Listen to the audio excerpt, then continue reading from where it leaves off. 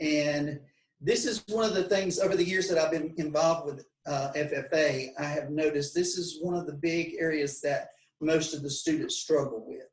We see it as a common factor almost in every design, is the balance. And balance refers to the design's actual balance or physical balance. There's two different types, and you have to fall in line with both of them. Actual means how it's put together in regards to, is it top heavy? Is it physically going to fall over? And the visual balance is visually, does it look like it's heavy on the top? If it's heavy on one side, if it's front heavy, that kind of thing.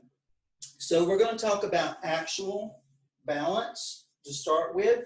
And the first design that we're going to talk about is probably the more traditional, most common one that we see in the classroom, and that is the non-carnation centerpiece that we use with the small green design bowl. You can see that.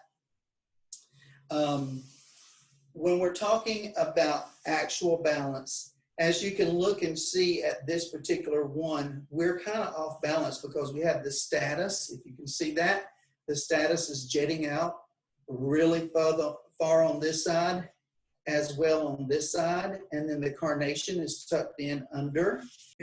On this particular design, you can see that we are a little more balanced. And when I'm saying balanced, if you were to take this arrangement and turn it, it looks pretty much equal all the way around, okay? You don't see anything pretty much out of sequence here that's not on the other side. If you were to turn it up top, it looks balanced there. This one, if I were to rate this one, I would probably put this one in a above average, okay? And if you see compared to this one, you see how this comes out really long, and this is more up, and this is more down. We have a balance issue there. And also, if you were, it's hard to see it there, but those two look in balance. But these two, you can see this one's shorter than this one. So it's under, it's not balanced. This one's higher, lower. There's a lot of actual balance issues going on with that one. Then we'll bring out one more. On this one, it would probably get an average. And then this one, we have even more issues going on. You can see how this one comes out really far over here. This one is up high again, and these are down low. And the status on the back side, if you see, it's all up and it's high. You see how high that is? And it's short on this side, meaning this side would be heavy. And visually, it looks like it would want to tilt over.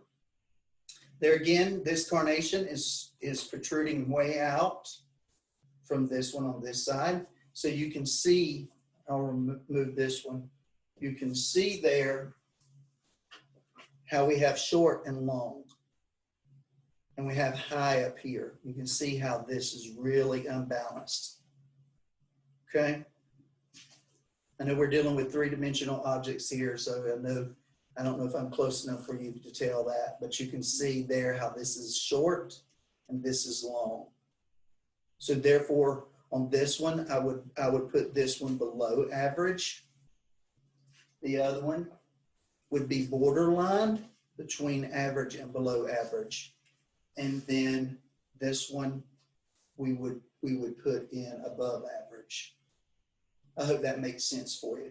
Well, now we're going to talk about visual balance. You know, to the eye, something will look balanced or unbalanced. And there's three different types that I want to talk about. One being symmetrical, asymmetrical, and color balance. Symmetrical is when everything is equal on both sides, almost like a mirror, okay? Meaning the same number of stems is on the left side as the right side. And that's typically in traditional design work. And you see this most of the time in church arrangements or in podium pieces. And so we want to talk about symmetrical first. And I've used that same green lummy dish here. And I've created a we'll take that out, created a symmetrical arrangement. As you can see, we started here, and the same number of liatris is on both sides. You split it down the middle, and then you can see I have the same number of carnations, 1, 2, 3, 4, 1, 2, 3, 4, and then 2 down the middle.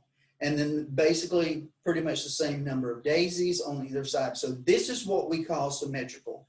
And if your student was asked to create an arrangement, or let me back up. This is a phone style, a phone arrangement based, it's designed in foam. I'll get it out in a minute. It's designed in foam. And if your students are asked to create a foam-based design that is symmetrical, this would be an example of that. And on the score sheet, I would probably give this above average, okay? So now we have another example of symmetrical. And this is it, okay? We'll set that off to the side. If you will see, we do have the same number of stems. However, this is not a mirrored image. If you were to split this down the middle, this side is longer and takes up more space, where this one is more in line. This one is a little bit further out and further out, if you can see that. The carnations, we have 1, 2, 3, 4. Over here, we have 1, 2, 3, 4. We have one in the middle. The difference is because that student, or I did on purpose, I elongated and stretched this design out to show you that it's not symmetrical. It created a larger space. And when you create a larger space, that means it takes more flowers to fill that space. So if you examine this closely, not only are we stretched this side out, but we've also added additional daisies that this side does not have. So therefore, it's not a mirrored image, okay? So when we're looking at a symmetrical arrangement that has been requested, this one would fall probably below average, okay? Because we have such an exaggerated part over there. Does that make sense to you guys? It's hard. You have that arrangement pretty much mirrored, and then this one is stretched out on one side. And this is actually a really good example of symmetrical and the two differences. So there again, this would be above average, and then this one would be below average, okay? Now, there's other components and there's other issues going on with these designs that we could talk about, but we're only referring to the balance in this particular case, okay? We may visit some of these later when we're talking about another element, but right now we're just talking about balance. So you can see where this one would be totally out of balance, okay? That's symmetrical. The next type of balance is asymmetrical. Asymmetrical refers to that there is different amounts of materials on different sides. And typically asymmetrical means one may be tall here and long out here. And we have a very strong L-shaped line going on. And this would be something that would be considered a little more modern or former linear design.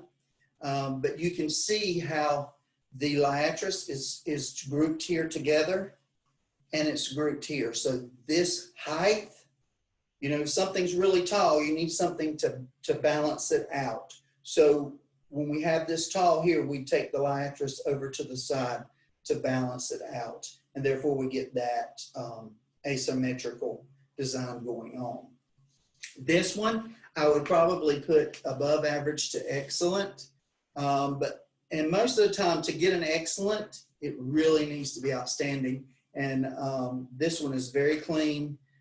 So I would probably say that it would be leaning between a 4 and a 5. And another thing that's balanced is you see the greenery is not overpowering. Sometimes greenery can be an issue when it's really heavy to one particular side. But now here we have the next one in that category. Can you see a difference there?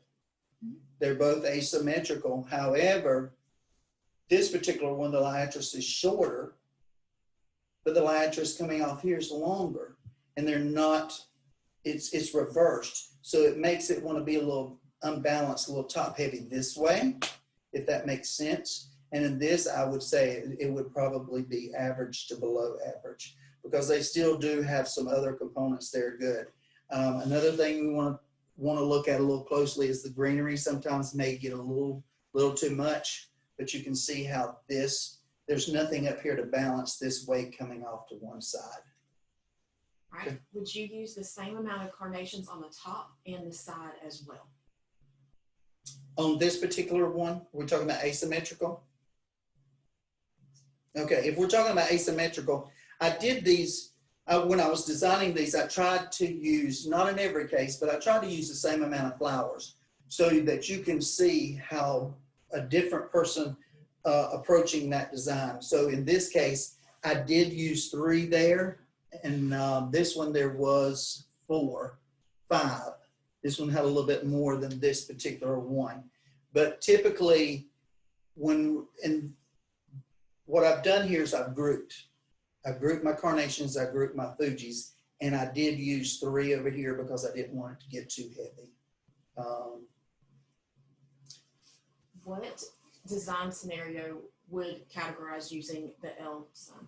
The asymmetrical? There could be a scenario this is one thing that Melissa and I talked about yesterday, and we want to start throwing this out there. Sometimes scenarios and contests can be very general, and they can say, create a design to set on a coffee table using certain color palette. But now as we move forward, not saying that it's going to happen next time around or the next, but eventually we're going to get into more specific designs. And this would be a very specific scenario in regards to, say, you needed to create a asymmetrical arrangement that would be appropriate for a desk of a CEO of an architect company. Okay, someone who is very modern, very hip.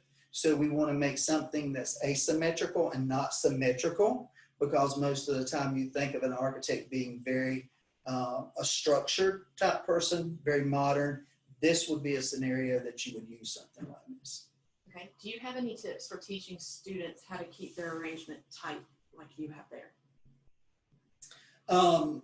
Yes. One of the things that I find works for me, and I think would work best for students, is green last.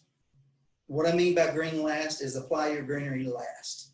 You know, many times when I watch FFA students in a workshop that is doing the 9 carnation centerpiece, they will green their arrangement first, and then they insert their flowers last.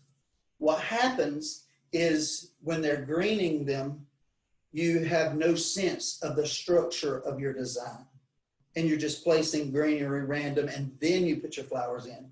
With this particular arrangement, I always place my stem placement first.